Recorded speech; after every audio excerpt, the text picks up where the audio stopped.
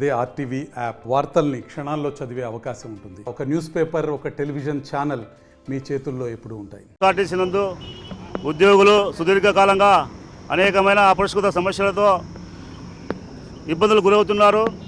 పై కారణాల వల్ల అనేక సమస్యలను క్రోడీకరించి మా రాష్ట్ర కమిటీ మేనేజింగ్ డైరెక్టర్ వారికి మార్చి నెల 25వ తేదీన మెమరాండం ఇవ్వడం జరిగినది.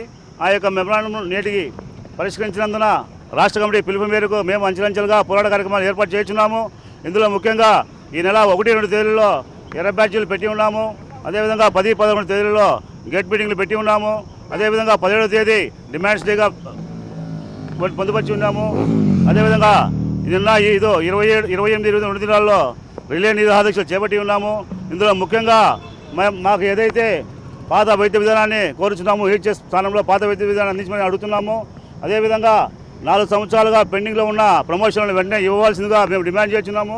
అదేవిధంగా మా ఆర్టీసీలో ఉన్న మహిళా ఉద్యోగులకు ఎలిజిబిలిటీ ప్రకారం చైల్డ్ కేర్ లీవ్ ఇవ్వాల్సిందిగా డిమాండ్ చేస్తున్నాము. అదేవిధంగా ఈ యొక్క ఎలక్ట్రిక్ బస్సులు ప్రభుత్వమే కానీ లేదా మేనేజ్మెంట్ మా సంస్థ తరఫున కొనుగోలు చేయాల్సిందిగా మేము డిమాండ్ చేస్తున్నాము. ఇటువంటి సుమారుగా 60 డిమాండ్లతో మేము ముందుకు వెళ్తున్నాము. కానీ మా యొక్క మేనేజ్మెంట్ మా యొక్క సమస్యలపైన చిత్తశుద్ధితో పరిష్కరించి మమ్మల్ని అన్ని విధాలుగా ఆదుకోవాల్సిందిగా మేము కోరుచున్నాము. అలా లేని వేళ ప్రభుత్వం ఏదైతే మా సమస్యలపైన చిత్తశుద్ధి చూపకపోతే మా రాష్ట్ర కమిటీ ఇచ్చో పిలుపు మేరకు మేము ముందుండి ఆందోళన కార్యక్రమం చేస్తామని తెలియజేస్తున్నాను. రాష్ట్ర వ్యాప్తంగా నేషనల్ మజ్దూర్ యూనియన్ ఆధ్వర్యంలో గత 2 రోజులుగా 62 ప్రధాన డిమాండ్లతో రిలే నిరాక్షలు కొనసాగుతున్నాయి.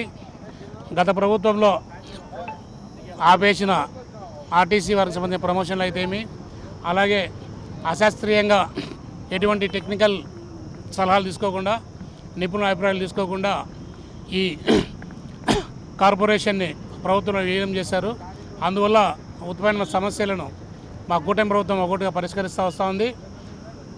అలాగే ఇంకా ప్రధానంగా ఉన్న ఆర్టీసీ కండక్టర్, ఆ మహిళా కండక్టర్ల సమస్యలు అయితే ఏమి, ప్రధానంగా ఓడీల విషయంలో ఇబ్బందులు ఎదుర్కొంటూ ఉన్నారు. అలాగే ప్రమోషన్ల పరంగా కూడా వీళ్ళు సీనియారిటీ ప్రకారంగా కూడా ఇబ్బందులు ఎదుర్కొంటున్నారు.